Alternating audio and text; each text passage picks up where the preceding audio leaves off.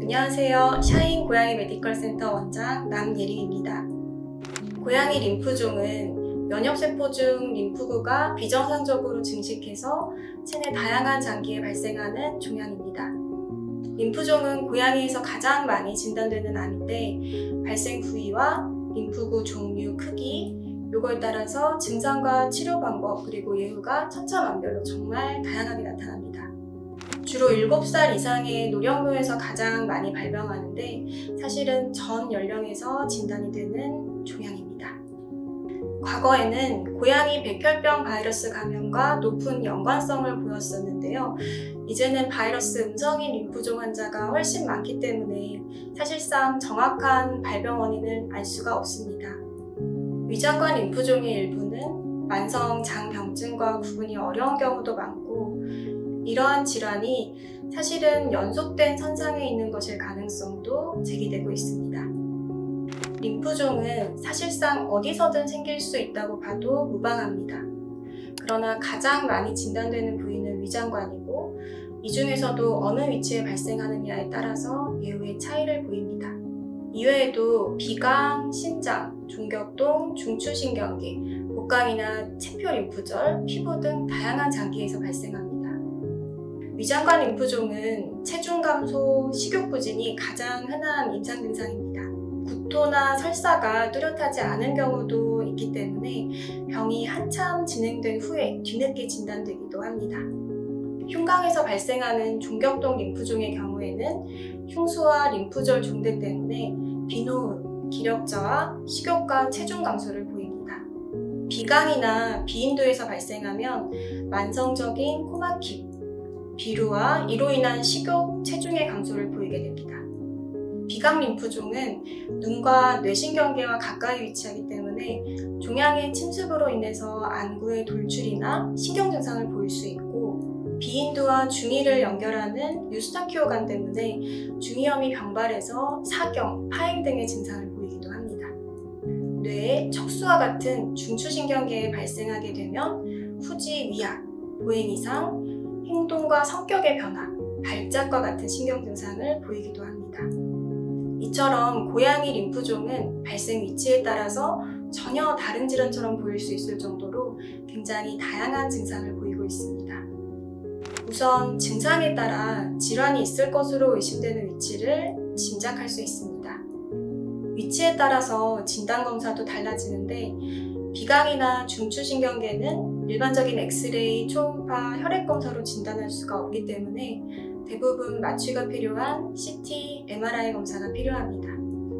많은 경우 노령묘에서 발병하기 때문에 현재의 건강 상태를 알기 위한 혈액검사, 엑스레이, 요검사를 기본으로 진행합니다. 고양이 백혈병 바이러스와 면역결핍 바이러스 감염 여부도 파악해야 됩니다.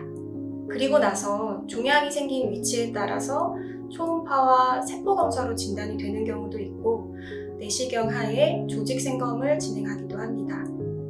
비강이라면 CT와 조직검사를, 신경계라면 MRI와 뇌척수액 검사, 가능하다면 조직생검까지 진행합니다.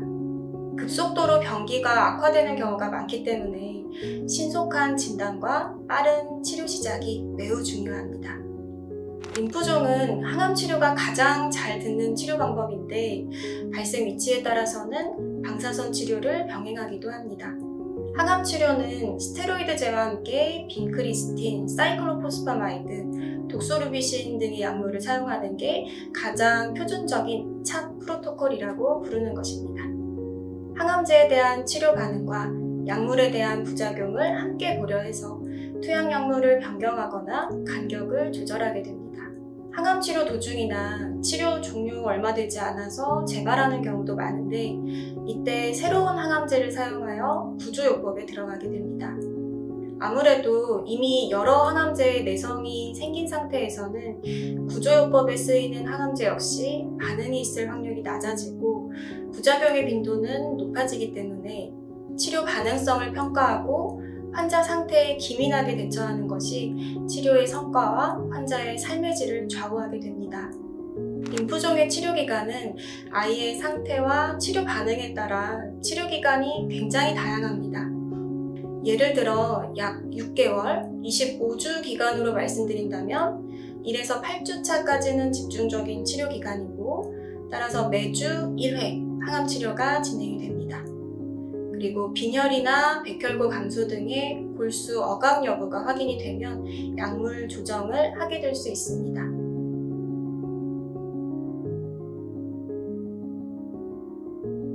정말 다양한 림프종을 진단하고 치료하고 있는 것 같습니다. 최근 사례 중에 기억에 남는 고양이는 소장벽과 근처 림프절이 종양화되어서 내원한 환자였습니다. 초음파상 형태는 보통 빠르게 악화되는 대세포 림프종으로 추정되었었는데 예상과 다르게 세침 검사에서는 소형 림프구가 주종으로 나온 케이스였습니다. 라지셀이냐 스몰셀이냐에 따라서 치유 전략과 예후가 완전히 다르기 때문에 좀 더 확실한 검사가 필요했는데 마취와 비용에 부담이 있는 케이스라 고민이 되었습니다. 이럴 때 세포를 흡인해서 유세포 분석과 PCR 검사를 해서 추가적인 진단의 단서를 얻을 수 있는데 이러한 검사를 통해서 개복이나 수술을 하지 않고도 소형 림프구, T세포 림프종을 진단할 수 있었습니다. 그리고 만성 장병증이 있는 고양이에서 위와 십이지장의 내시경적 생검을 많이 진행하고 있는데요. 조직검사에서 이런 소형 림프구, T세포 위장관 림프종으로 진단되거나 초기 진행 상태인 걸로 의심되는 케이스가 많이 늘고 있습니다. 그래서 이러한 데이터를 모아서 회고 분석도 진행하고 있습니다. 고양이 림프종은 정말 다이나믹한 질환입니다. 처음엔 천천히 진행하는 림프종으로 진단되었다가 한순간 급성으로 악화돼서 전이 되기도 하고 바로 지난주까지 관해 상태가 유지되다가 이번 주에 재발로 진단이 되기도 합니다. 방사선 치료로 종양이 빠르게 줄어들지만 한두 달 안에 전신으로 전이 돼서 사망하는 경우도 있었습니다. 그러나 빠른 진단과 치료 개시를 통해서 항암을 잘 끝내고 2년 넘게 관해를 잘 유지하고 있는 환자도 문헌에서의 일반적인 예후와 다르게 오랜 기간 생존하는 환자도 있습니다. 항암 치료가 힘들고 고통스럽다는 오해 때문에 미리 치료를 포기하지 말고 경험이 많은 의료진에게 꼭 상담을 받아보시길 바랍니다. 행여 항암 치료가 아니라 호스피스를 결정을 하더라도 보호자님의 고양이가 좀 더 편안하고 행복하게 남은 생을 보낼 수 있도록 샤인 고양이동물의료센터는 최선을 다해서 도와드릴 것입니다. 고양이를 깊이 이해하고 치료하는 진정한 고양이 친화 진료를 약속드립니다. 감사합니다.